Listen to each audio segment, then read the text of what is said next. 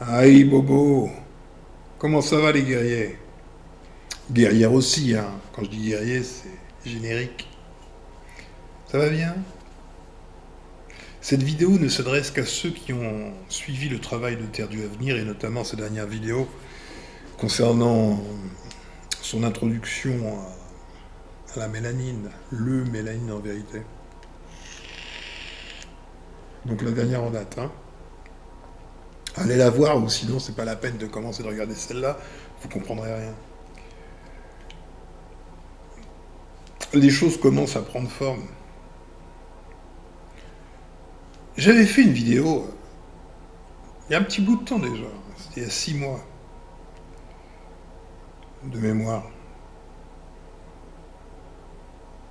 Peut-être est-ce que vous l'avez vu, et certainement est-ce que vous n'avez pas compris.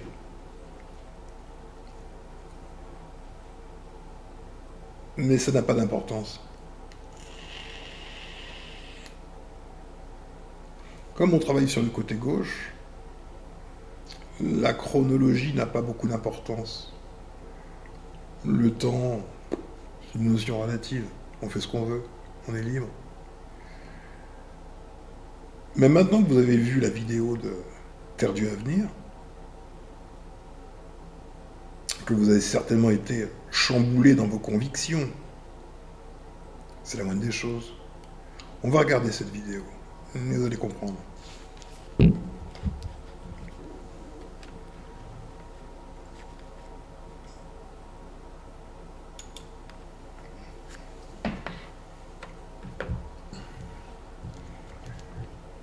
Moi, j'ai pas changé. Moi, je change pas, c'est-à-dire que ma caméra elle est toujours de travers, je fais toujours mes trucs. Mode rock'n'roll. Voilà la vidéo. La révolte des OGM. Elle n'a pas eu beaucoup de vues, hein, 60 vues il y a 6 mois. Bah, c'est pas grand-chose. Mais les 60 qui ont vu, bah, ils ont vu, et les autres n'ont pas vu. Mais vous allez voir maintenant.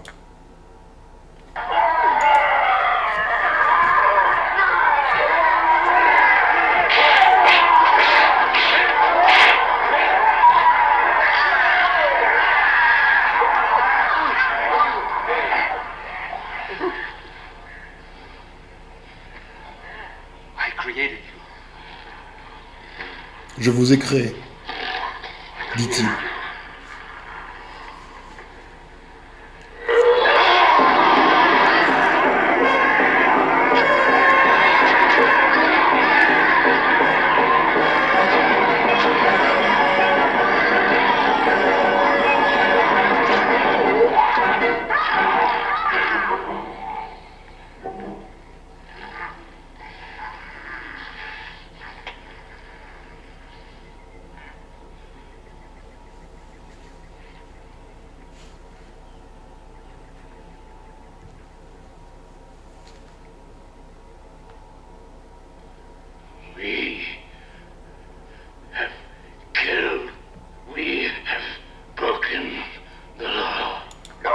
Nous avons tué, nous avons brisé la loi, rompu la loi. Plus de loi. Plus de loi.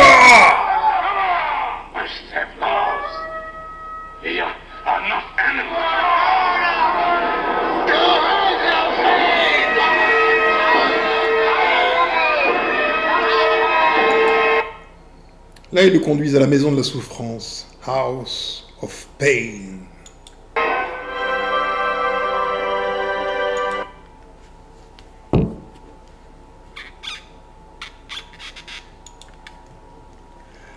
Bien.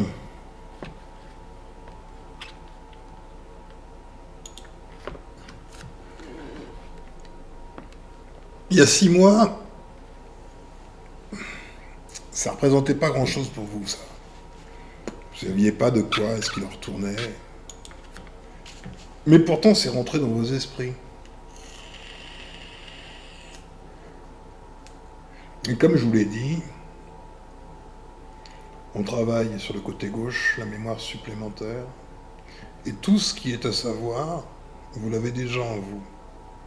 Donc, Ce film s'appelle L'île du docteur Moreau. C'est la version de 1977 avec Burt Lancaster et Michael York.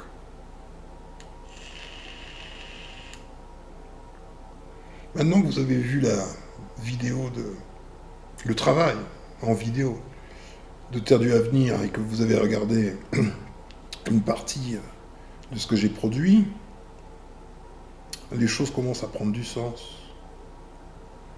Le docteur Moreau est un Anunnaki. Il se prend pour Dieu. Il fait du bricolage génétique. Et il produit des OGM humanoïdes.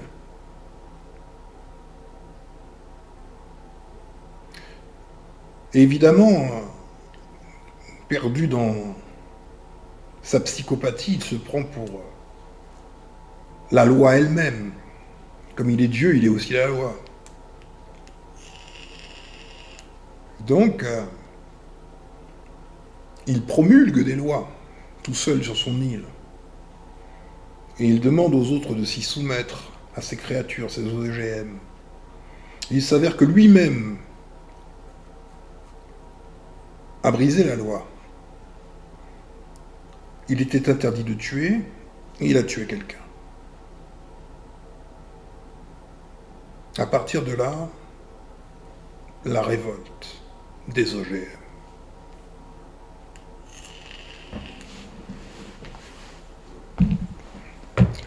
Est-ce que vous comprenez? C'est précisément cette révolte des OGM qui est l'objectif.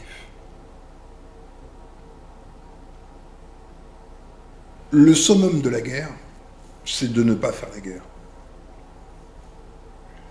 La psychanalyse de l'espèce, c'est ce qui permet de faire la guerre sans jamais lever le petit doigt. Si vous avez tout compris, vous avez donc compris que cet extrait montre l'issue. L'issue, c'est bel et bien la révolte des OGM. Vous avez regardé le travail de Terre du Avenir et vous avez compris qui sont les OGM. Nous allons, par la psychanalyse de l'espèce, conduire les OGM à la révolte contre leur dieu en plastique, le docteur Moreau, alias Enki, l'Anunnaki. C'est ce qu'on va faire. On va regarder le travail, une partie du travail de notre frère, le brillantissime Terre du Avenir. Et je vais commenter l'extrait qu'on va regarder.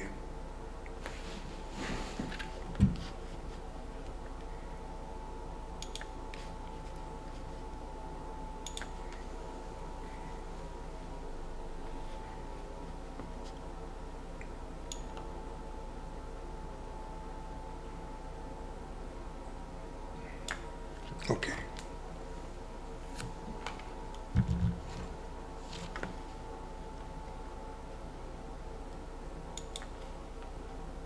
Je vais maintenant clarifier les choses.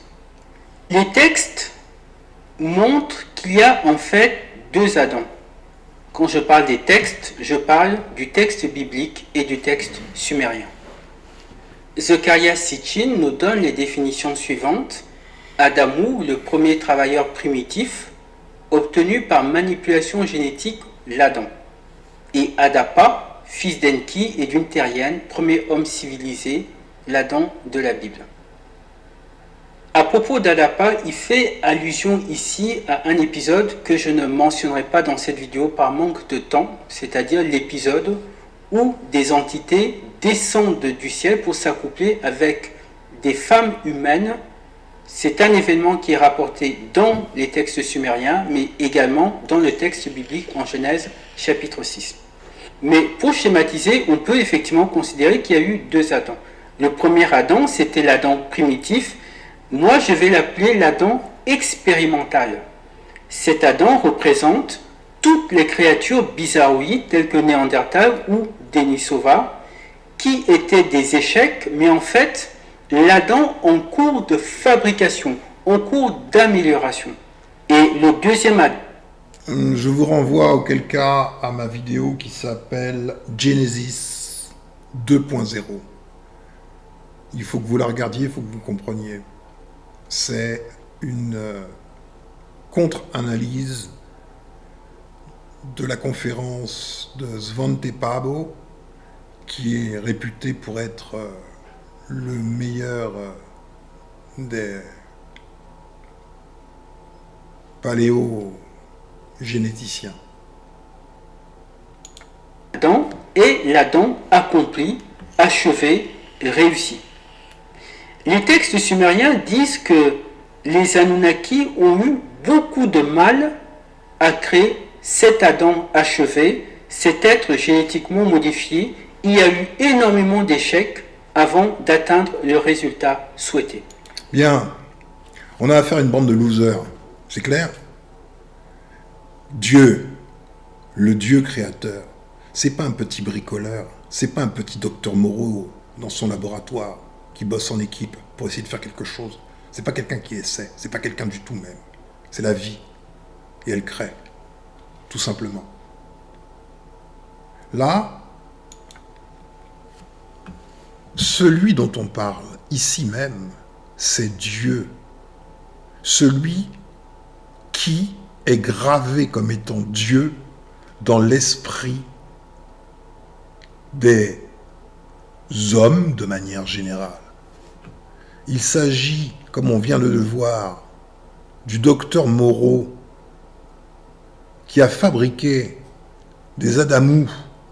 Les Adamous sortis d'un laboratoire.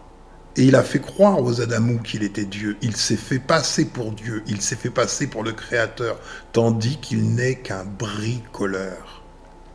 Les vrais hommes, les hommes noirs, la lignée qui n'a pas été modifiée génétiquement par ces petits bricoleurs. Les vrais hommes qui ont été produits par la vie. Les noirs. Ou plus exactement, les hommes qui sont noirs. On ne peut pas dire les noirs, parce que dès lors qu'on dit les noirs, c'est qu'on les met en parallèle avec d'autres qui ne le seraient pas. Mais avant que ces bricolos n'interviennent sur notre planète, il n'y avait que des hommes, donc ils étaient tels qu'ils étaient, à savoir noirs. Parce que c'était ainsi que l'homme a été fait.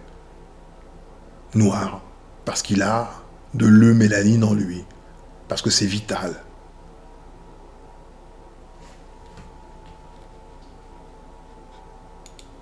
C'est ce que nous lisons dans sa traduction. Page 105. Je vais maintenant raconter la création du travailleur primitif par Enki et Ninma, assisté de Ningish Zida. Donc,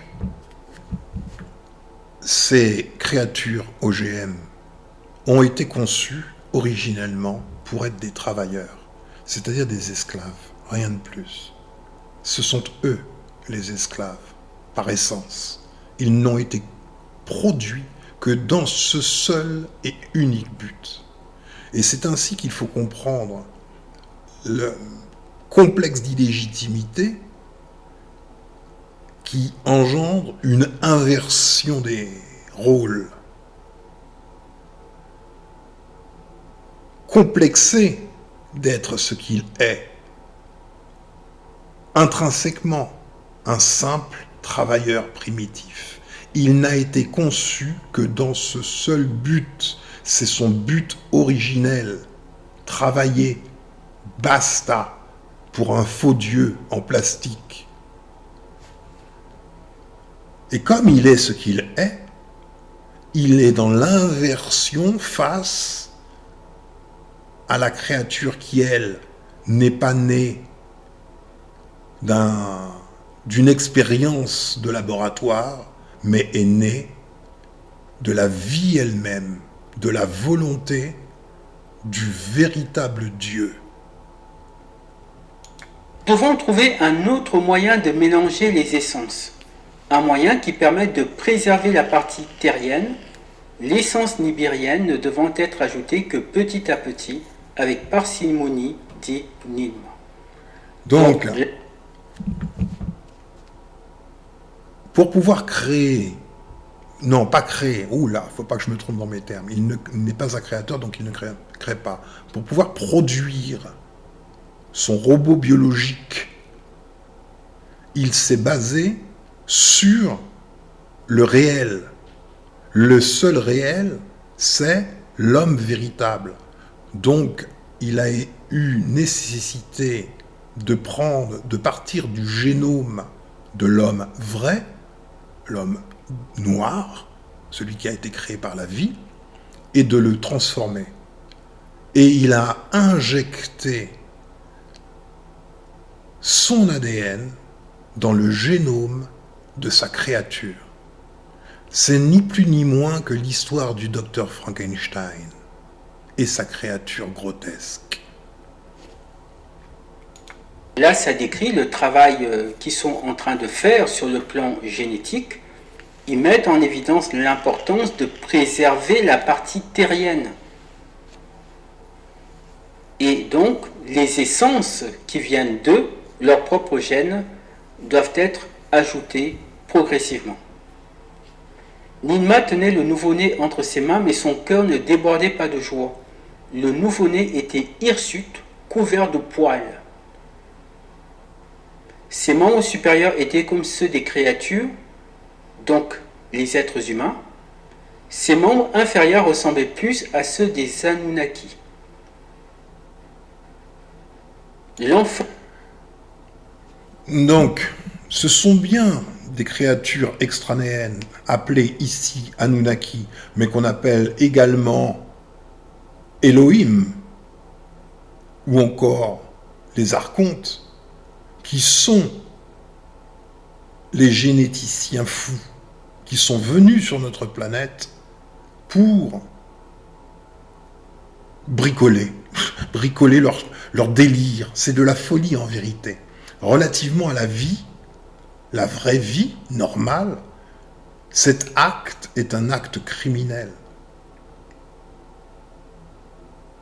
C'est créer des chimères, des aberrations, qui n'ont pas leur place dans le système vie, et qui, par conséquent, seront anti-vie par le seul fait d'exister ici, dans la vie.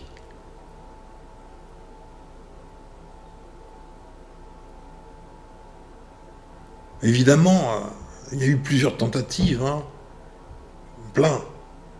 Et celui-là, il était couvert de poils, comme n'importe quel néandertalien originel, ainsi que je vous l'ai dit. Donc, contrairement à ce que prétendent certains pseudo-guerriers, là, ce ne sont pas nous, les hommes véritables, qui avons mené des expériences que certains disent, ils ont couché avec je sais pas quoi, un tas d'inepties sortis de cerveaux dérangés, ou qui comprennent même pas ce qu'ils lisent, ou qui lisent n'importe quoi, et qui n'utilisent pas leur cervelle. Non, ce sont eux qui, dans leur laboratoire, faisaient des tentatives, produisaient des chimères dans tous les sens. Le fond de la Terre continue à grandir, il n'était pas à l'image des Anunnaki. Donc là, ils ont créé un être, mais l'être ne correspondait pas à leurs attentes. Il était hirsute, couvert de poils. Déjà, ça vous rappelle un certain nombre d'espèces qui ont peuplé cette planète. Des espèces couvertes de poils. Et on nous dit que cette créature qu'ils ont fabriquée a continué à grandir sur la planète. Mais il n'était pas à l'image des Anunnaki. Et on nous précise ici, ces mains n'étaient pas adaptées aux outils, ils n'émettaient que des grognements. La plupart des espèces qui ont évolué sur cette planète et dont on retrouve les fossiles étaient des créatures qui ne parlaient pas, mais qui n'émettaient que des grognements. Nilma voulait essayer à nouveau, donc ils ont fait d'autres tentatives, mais là c'est un nouvel échec. Son aspect était satisfaisant, ses mains étaient formées pour tenir les outils. Ils testèrent ses sens qui se révélèrent déficients. Donc là encore, il y avait quelque chose qui n'allait pas. Page 107, on nous dit « L'enfant de la terre ne pouvait entendre, sa vue était faible. » Ah, pour votre information, la Bible, notamment le livre de la Genèse, est un court extrait de ce livre. C'est ce qu'il faut comprendre. Là, on a une information plus complète, plus détaillée de ce qu'il s'est passé. Cela a été consigné. L'un des êtres à naître était paralysé des pieds, la semence d'un autre s'échappait sans cesse, les mains de l'un d'entre eux tremblaient, le foie d'un autre fonctionnait mal. Les mains de l'un étaient trop courtes pour atteindre sa bouche, les poumons d'un autre encore étaient déficients. Et cela vous montre l'intelligence suprême du Dieu véritable qui produit des créatures, ou plutôt qui les crée, parfaites, en harmonie totale avec elle-même d'une part, mais avec le système vie, parce que c'est la vie elle-même qui crée la vie. Et là, on a une intervention de bricoleurs, rien de plus que de bricoleurs, et qui font des essais, et des essais, et des essais, et des essais. Mais toutes leurs créatures, en vérité, sont des échecs, toutes de A jusqu'à Z, y compris celle qui vit aujourd'hui sur notre planète. Ce n'est ni plus ni moins qu'un échec. Était déçu par les résultats. Tout ce qui est décrit là, en fait, ce sont les caractéristiques qu'on retrouve chez ces espèces dites archaïques qui ont peuplé notre planète. C'était des créatures qui avaient des problèmes d'ouïe, des problèmes de vision, qui avaient un corps disproportionné, comme par exemple Néandertal, qui avait un volume crânien. Donc vous avez compris que tous ces prototypes qu'on vient de voir, de la Terre ne pouvait entendre, sa vue était faible. L'un des êtres à naître était paralysé des pieds, la semence d'un autre s'échappait sans cesse. Voilà, toutes ces aberrations-là, tout ça là, ça n'a pas été produit par la vie. Tous ces trucs-là, là, tout ça là, tout ça là, tout ça. Voilà, Néandertalensis. C'est lui qui est là aujourd'hui en vérité. Son adaptation, sa modification, abusivement appelée Homo sapiens. Abusivement appelé Homo sapiens.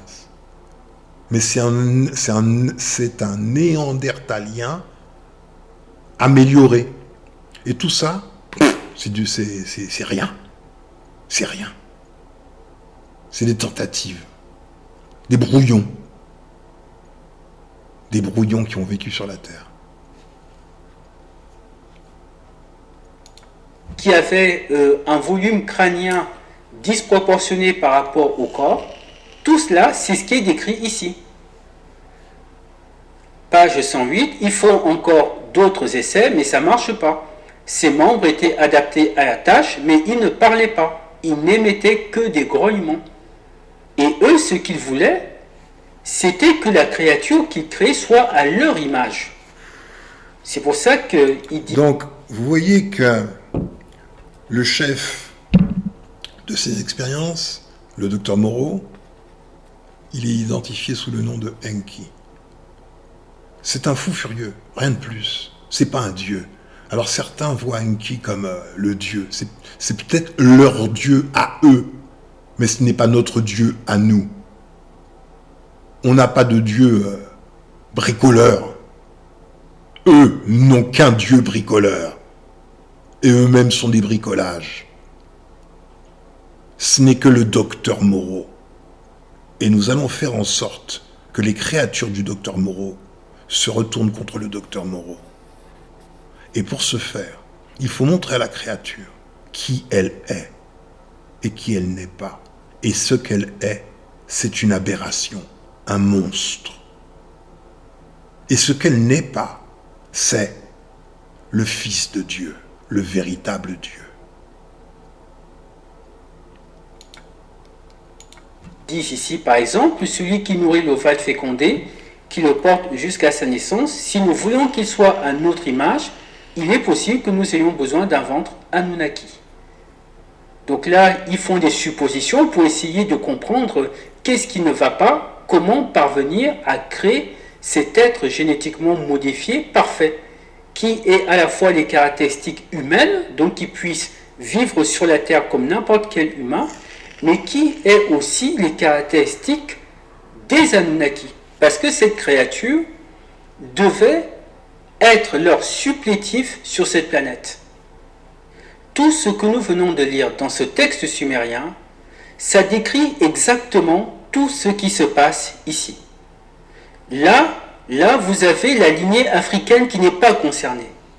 Mais tout ce qui est là, c'est ce qui est décrit dans ce texte. Tout ce micmac incompréhensible, avec des espèces qui cohabitent, des mutations génétiques, ce sont ces expériences, ces tentatives pour créer un homme génétiquement viable et au service des entités non humaines. Donc, voilà la lignée produite par le Dieu véritable, le Créateur, ce qui crée le réel, le générateur. C'est l'homme, le seul, l'unique, et il est noir. Ça a été, on a pris une partie de l'homme véritable, parce que lui ne s'est pas créé, il n'est pas créateur, il est modificateur, il est bricoleur, il ne s'est pas créé, ce n'est pas ça créé, rien de cela n'a été créé, ça a été bricolé, et bien évidemment il y a eu plein de tentatives, c'est un micmac, ce n'est rien du tout. C'est de la merde. Le texte nous parle de créatures poilues, difformes, qui ne parlent pas mais grognent. Ça correspond effectivement à toutes ces créatures qui ont essaimé de ce côté-ci. Mais à un moment donné, le texte sumérien nous dit qu'ils ont enfin réussi. Enki prit l'enfant dans ses mains. Nous sommes ici à la page 109. Il était parfait. Il tendit le nourrisson. « Je l'ai créé de mes mains !» s'exclama-t-elle. « Je l'ai créé de mes mains !» s'exclama-t-elle. Nimma.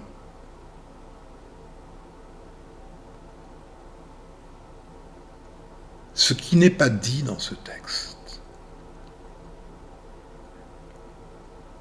s'exclama-t-elle victorieusement. Ce qui n'est pas dit dans ce texte, c'est quelque chose que tu retrouves dans la nature de la créature. Il faut que tu reviennes à la boucle rituelle de réitération. Tout ce qu'il s'est passé revient en boucle. Et aujourd'hui, tu connais la nature, entre guillemets, des OGM, là. Comme ils sont menteurs, comme ils s'approprient des victoires qui ne sont pas les leurs. Non, non, non, non. Il n'a pas fait du bon travail pour enfin créer une créature ou produire une créature digne de ce nom. Non. Il est allé chercher encore une fois dans la créature originale, l'homme noir, toutes les parties génomiques qui lui étaient nécessaires pour fabriquer un bricolage digne de ce nom plus ou moins. Plus ou moins. Et il était fier de lui. Mais en fait, c'est un voleur. Victorieusement. Les chefs étudièrent attentivement le visage et les membres du nouveau-né. Ses oreilles étaient de bonne dimension, ses yeux n'étaient pas bouchés. Ses membres inférieurs ressemblaient à des jambes, ses membres supérieurs à des mains. Il n'était pas poilu comme les créatures sauvages, ses cheveux étaient noirs, sa peau était douce, aussi douce que celle des Anunnaki. Ses cheveux étaient noirs, ok ? ses cheveux étaient noirs. C'est-à-dire qu'il synthétisait de l'eumélanine, au moins dans sa partie capillaire. Ok ? Son sang était d'un rouge aussi profond que l'argile de l'absou. Page 110. Ninma posa sa main sur le... Donc son sang était rouge. Ça veut dire que les créatures antérieures, leur sang, il n'était même pas de couleur rouge. Or, l'homme noir, il a le sang rouge depuis toujours, sans avoir jamais été bricolé. Il parle depuis toujours. Il est parfait depuis toujours, parce qu'il a été conçu, créé par la perfection elle-même, qui s'appelle Dieu, le Créateur. Le corps du nouveau-né, caressant sa peau d'un rouge sombre. Je l'appellerai Adamou, celui qui est comme l'argile de la terre, dit-elle. Et voilà la naissance d'Adam. Nous n'avons rien à voir avec Adam. Adam est un produit de laboratoire. Après le premier homme, il crée aussi la première femme, et la page 112 nous donne une information extrêmement importante. Ils examinèrent attentivement le visage et les membres du nouveau-né. Alors la Bible te dit comment la première femme a été faite. Donc il faut coupler les textes. Adamou a été plongé dans un sommeil, il a été placé en... comment est-ce qu'on dit, sous forme d'anesthésie. Et à partir de son os, l'os de sa côte, c'est dans l'os qu'on ponctionne de l'ADN. De l'ADN a été ponctionné de lui pour lui faire une femelle. Ses oreilles étaient de bonne dimension. Ses yeux n'étaient pas bouchés. Ses membres inférieurs ressemblaient à des jambes, ses membres supérieurs à des mains. Elle n'était pas poilue. Ses cheveux étaient couleur de sable. Sa peau était aussi douce. Alors cette fois-ci, cette version-là, ses cheveux sont couleur de sable, c'est-à-dire que c'est une blonde. Que celle des Anunnaki et avait la même couleur que la leur. Notez bien cette information. On nous dit ici que ce nouveau-né qui venait d'être créé par manipulation génétique avait la même couleur de peau que les Anunnaki. Si on nous donne cette précision, c'est que ce n'est pas la couleur de peau des êtres humains. Cela est confirmé par Mauro Biglino, Anton Parks et d'autres, puisque les textes sumériens montrent que quand les Anunnaki arrivent, ils donnent un nom aux terriens, ils les appellent les têtes noires.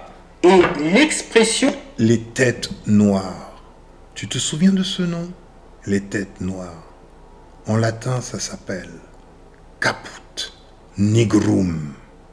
Et c'est bel et bien celui qui se fait appeler caput nigrum, qui détruit le Vatican, l'Église catholique et romaine. Et c'est peut-être le même qui s'appelle Dul Swaikatain et qui va détruire la Kaaba. Tête noire signifie en réalité homme noir ou esclave noir. Donc la planète Terre était habitée par des êtres humains à peau noire. Et Mauro Biglino dit que la couleur de référence de l'être humain, du terrien, c'est la couleur noire. Mais là, il crée un nouvel être humain par manipulation génétique. Et ils disent que cet être humain avait la même couleur de peau qu'eux. Ce qui suppose donc que cet être humain n'avait pas la couleur de peau normale des êtres humains, mais plutôt la couleur de peau des Anunnaki. Posons-nous donc la question, quelle est la couleur de peau des Anunnaki ? L'auteur de cette traduction, Zecharia Sitchin, l'a dit dans une interview. On trouve cette interview dans cet article intitulé Enki et Enlil, l'histoire interdite de l'origine de l'humanité. Et à un moment donné, Zecharia Sitchin, que voici, a mentionné aux auteurs de cet article la couleur de peau des Anunnaki. Les Anunnaki étaient des êtres de plus de 3 mètres de haut, à la peau blanche, aux cheveux longs et à la barbe. Donc on est d'accord, à la peau blanche.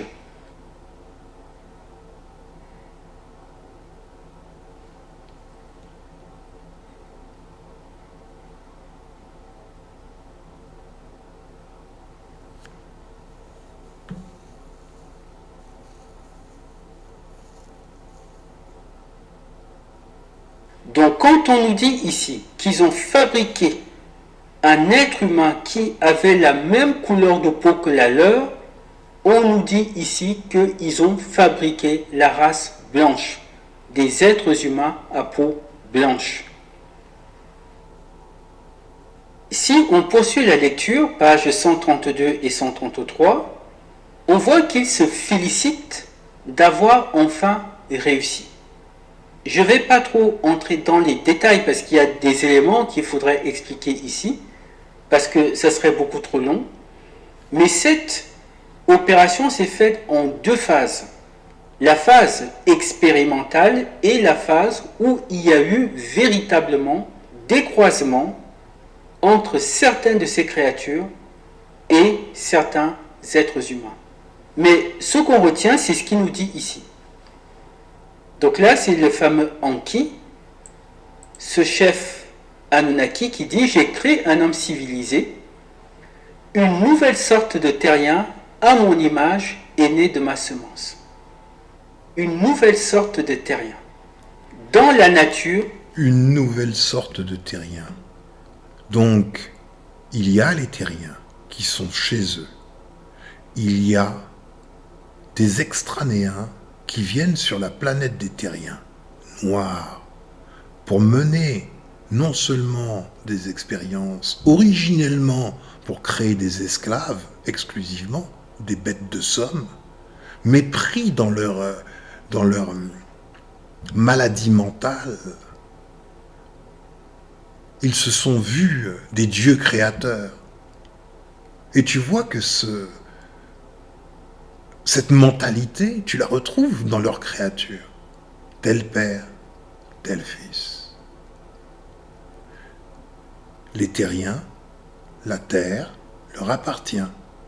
Ces envahisseurs ont envahi la terre et l'ont envahi par un cheval de Troie qui est leur créature, qui n'est pas de cette planète, qui n'a rien à y faire, et encore moins à faire la loi sur cette planète, et encore moins à créer des OTAN, des ONU, des BRICS, de tout ce que tu veux.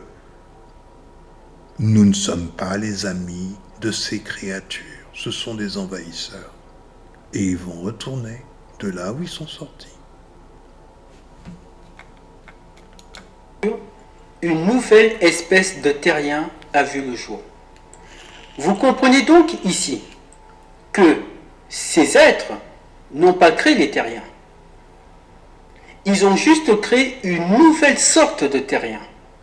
Il y avait donc déjà des êtres humains qui vivaient avant leur arrivée. Et cette nouvelle sorte de terrien a la caractéristique d'être à leur image. Or, eux, ce sont des créatures locodermes, à peau blanche. Donc, cette nouvelle sorte de terrien désigne les êtres humains à peau blanche. Et il ajoute quelque chose ensuite. Ils feront pousser de la nourriture à partir des graines, feront porter des agneaux à leurs brebis. Ainsi, Anunnaki et terriens ne souffriront plus de la faim. Pourquoi est-ce que les Anunnaki et ces terriens souffriraient-ils de la faim? Il y a officiellement des êtres humains sur la Terre depuis 7 millions d'années, et la Terre a toujours produit de la nourriture en abondance. Donc pourquoi souffriraient-ils de la faim? pour une raison simple.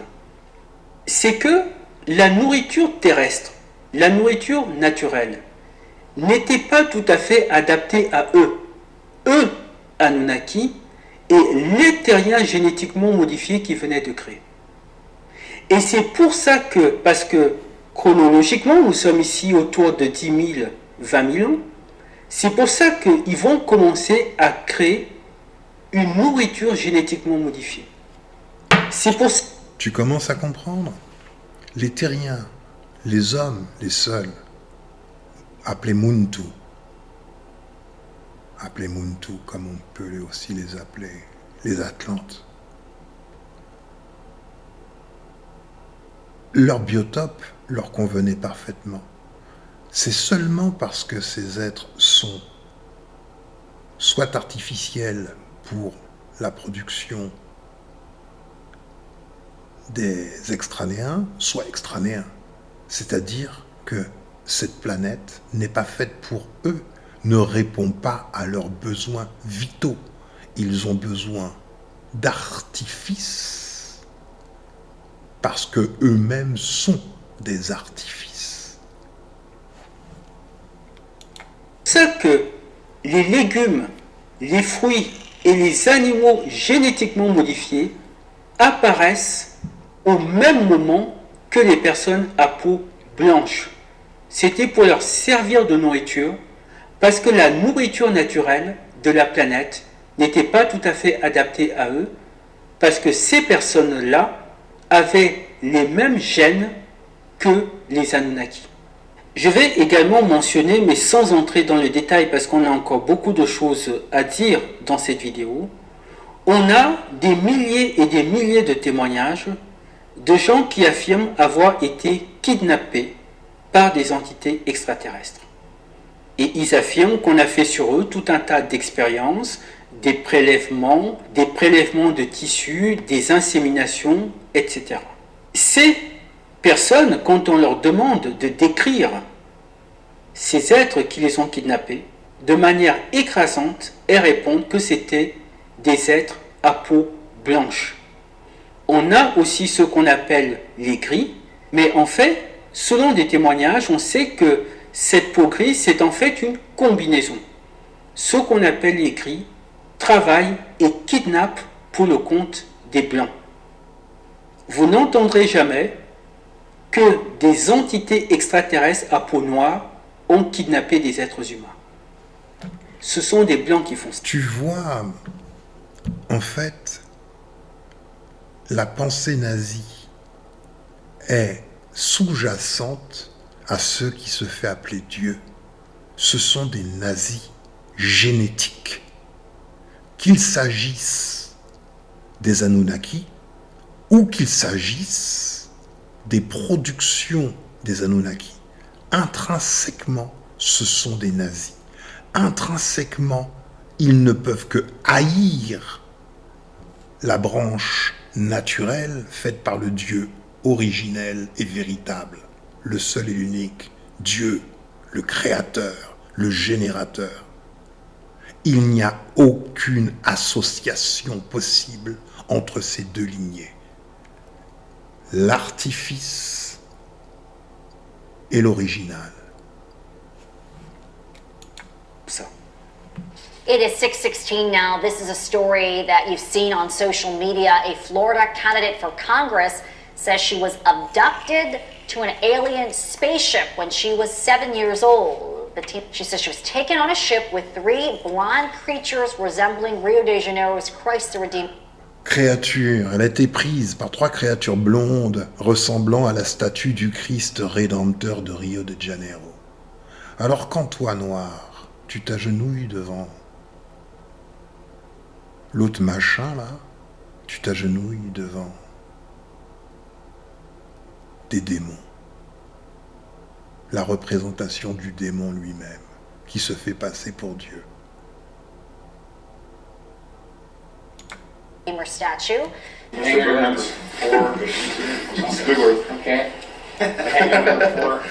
And these right here are the tall whites, and they're actually a clone created by the small grays to Are they they're like servants. Our next guest says there is life out there. It does exist. Dr. Charles Halls says he spent 2 years working with extraterrestrial beings during his time with the American military. He claims the US military has actually been in contact with alien species for years. I'm a Vietnam veteran, and I enlisted in the Air Force in July 1964, and I was trained as a weather observer.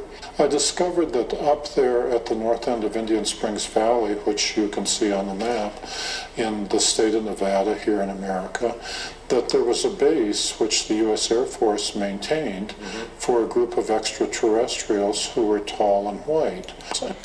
Tu commences à comprendre? Les autorités, pseudo-autorités, les autorités de ces créatures, sont parfaitement informées de qui elles sont et travaillent en collaboration avec leurs producteurs qui sont intrinsèquement des nazis. Le mot nazi, il est né avec l'avènement du national-socialisme en 1933. Mais le comportement, la philosophie, la pensée, les buts sont là depuis des dizaines de milliers d'années. Il n'y a pas de place pour toi, l'homme. Tu comprends? Tu es l'homme et on est en train de te remplacer sur ta planète. Nous avons été envahis.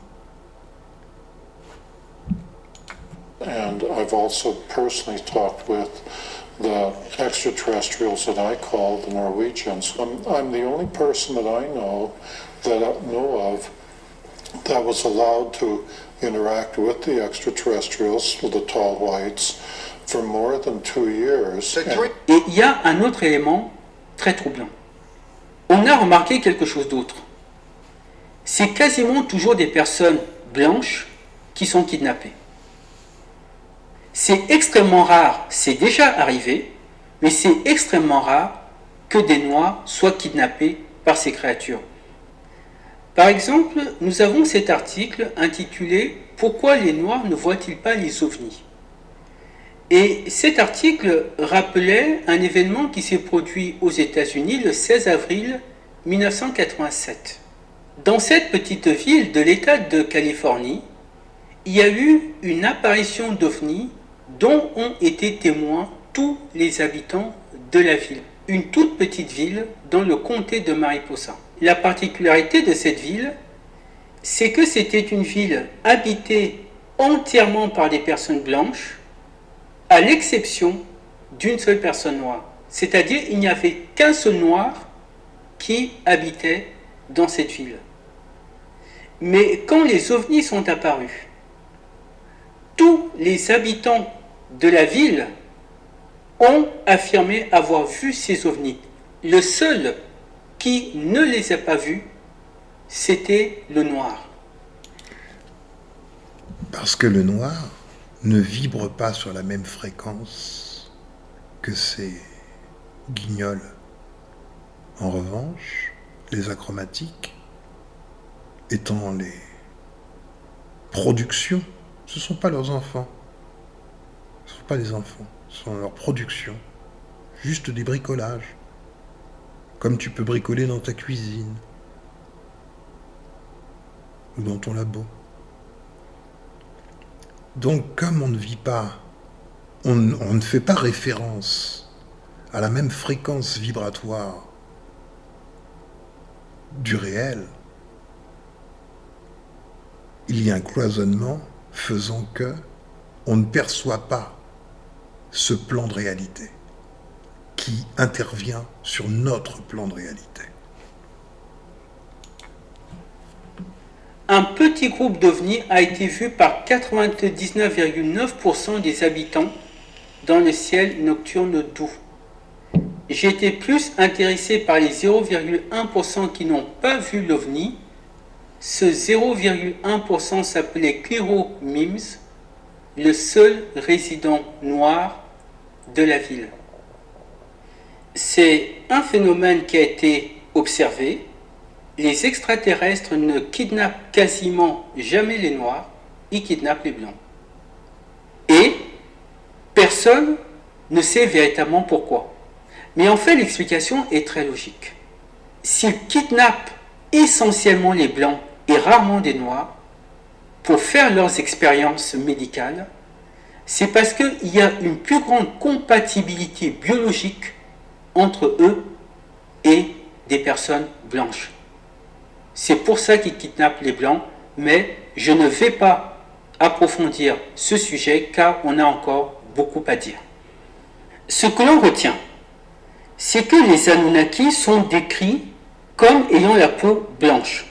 Les textes sumériens nous disent qu'après de multiples échecs... Ah, j'interviens avant que je n'oublie. Donc je t'ai dit que les Anunnaki sont aussi appelés archontes ou Elohim. Tu n'es pas sans savoir qu'il y a une secte qu'on appelle les Raéliens qui dorénavant sévit en Afrique. Et les Noirs africains se mettent à chanter, danser au désespoir, en l'honneur des Elohim qui les auraient créés. Non, les Elohim ont créé les acromatiques, mais pas les Noirs. Donc ce qu'ils font, ce que Raël fait, il n'en est peut-être même pas conscient, c'est qu'il fait se soumettre la créature du Dieu originel et véritable à ce machin-là qui se fait appeler Enki et sa clique. Ce qui n'est pas Dieu est le diable. Ils sont parvenus à manipuler la génétique humaine pour fabriquer un nouveau type d'être humain. Et le texte nous précise que cet être humain créé génétiquement avait la même couleur de peau que, donc, la peau blanche. Et c'est exactement ce qui apparaît sur ce schéma. Après toute cette pagaille-là, on aboutit à l'apparition des non-africains, c'est-à-dire des populations locodermes. Et quand ils ont enfin atteint le résultat souhaité, il y a à peu près 10 000 ans, qu'est-ce qui s'est passé? Ils ont détruit toutes les grandes civilisations qui existaient alors, par exemple l'Atlantide. Ils ont ramené l'humanité à l'âge de pierre. Ok. Maintenant, il faut se demander, mais qui sont les Noirs? Est-ce que les Noirs ressemblent aux créatures décrites dans Tarzan? Non. Les Noirs, aujourd'hui Terre Dieu à venir ne le dit pas, mais moi je te le dis. Les Noirs sont ces fameux Atlantes qui ont été attaqués d'abord par les Anunnaki. Attaqués à un niveau qui échappe à ce qu'on peut comprendre aujourd'hui. C'est-à-dire, le tout du Muntu, a été coupé. Et les Atlantes, les Muntu, sont devenus des Moons sur la Terre. Ayant perdu la mémoire de soi, de tout, ayant perdu toute leur capacité, tout. Ou presque. Ou presque. Donc toi, qui es dans le kémitisme, tu n'es pas remonté encore assez haut dans le temps. Parce que les Égyptiens sont aussi des Moons. Ils avaient moins perdu que les autres. Ils étaient encore plus divinisés, mais ce n'était plus les Atlantes. Du tout.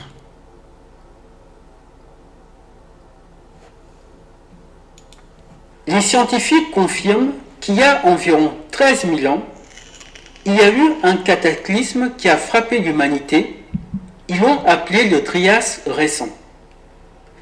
Ces entités voulaient qu'un nouveau monde commence, un monde dominé par la population locoderme qu'ils avaient créée, parce que les Blancs devaient gouverner le monde en leur nom. C'est pour ça que, si on reprend le texte biblique, quand Adam est créé, les Elohim lui donnent comme première instruction de dominer toutes les créatures qui existent sur cette planète. Là, on retrouve les éléments de l'Ancien Testament.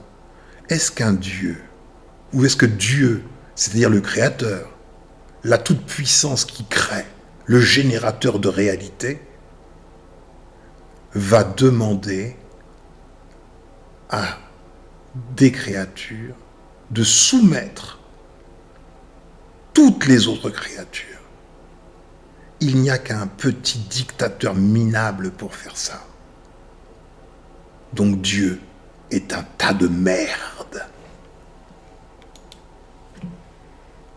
Et Dieu, donc là nous sommes en Genèse chapitre 1 verset 28, c'est-à-dire les Elohim leur disent fructifiez, multipliez et remplissez la terre et l'assujettissez et dominez sur les poissons de la mer et sur les oiseaux des cieux et sur tout être vivant qui se meut sur la terre. Ça s'appelle un connard. Tu pries un connard, c'est que t'es un connard. Tu es comme ton Dieu, un connard.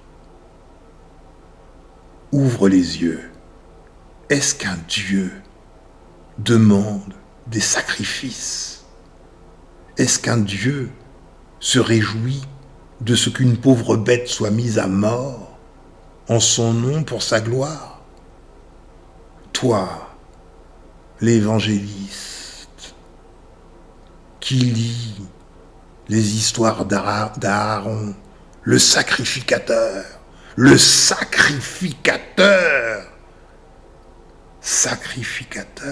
un Dieu qui a besoin de sacrifier des vies, ce n'est pas la vie, ce n'est pas le Dieu. Ah bah tu pries depuis des siècles, et des siècles, et des siècles, et des millénaires, le diable lui-même. Dominer sur tout être vivant qui se meut sur la terre. Donc la première instruction qu'il donne à Adam, l'homme blanc, c'est de dominer sur tout ce qui se passe sur la terre. Et c'est exactement ce que les blancs ont fait. Ils ont dominé les noirs qui étaient sur cette planète avant eux. Ils ont dominé les animaux.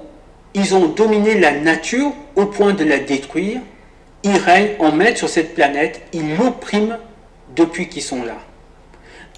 Et toi qui crois que tes pseudo-alliés sont différents, ce sont des amis, ils nous aiment, ils nous ont jamais fait de mal. Ce sont les mêmes. Et aujourd'hui, tu les as rejoints dans leur mouvement destructeur. Tu voudrais leur ressembler au lieu de devenir toi-même. Tu comprends? Le texte hébreu, qui est kabash, signifie précisément mettre en esclavage. C'est pour ça que durant toute Tu comprends? C'est un ordre. C'est un ordre dans leur génome de mettre en esclavage. C'est dans leur foutu putain de génome. C'est un commandement dans leur génome. C'est un programme. leur histoire, les Blancs ont esclavagisé, colonisé, pillé. C'est pour ça qu'ils se considèrent comme supérieurs à tous les autres êtres humains. Et quand on examine les textes sumériens et les textes gnostiques, on constate que la Regarde les mots assujettir, subjuguer. Subjuguer, ça veut dire placer sous. Sub, le joug. L'autorité forte, forcer, garder sous, amener en servitude, mettre en esclavage, rendre soumis, subjuguer, forcer, violer, dominer, fouler aux pieds. C'est ce qu'ils font. C'est ce qu'ils font. C'est ce qu'ils feront. Aussi longtemps qu'on n'aura pas arraché de leur génome la part néandertalienne qui contient la part extranéenne. Ressemblance entre les Blancs et ces entités non humaines n'est pas seulement physique, elle est également morale.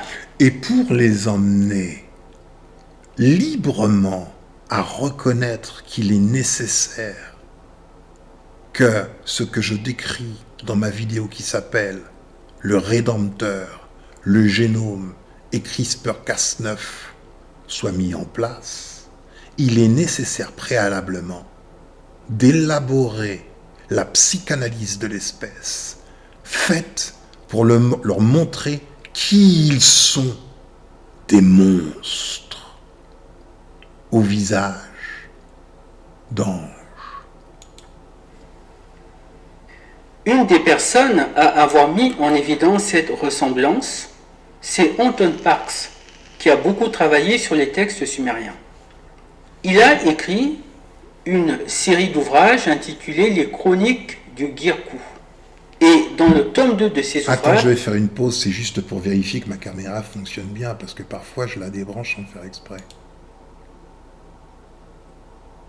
Ouais, ça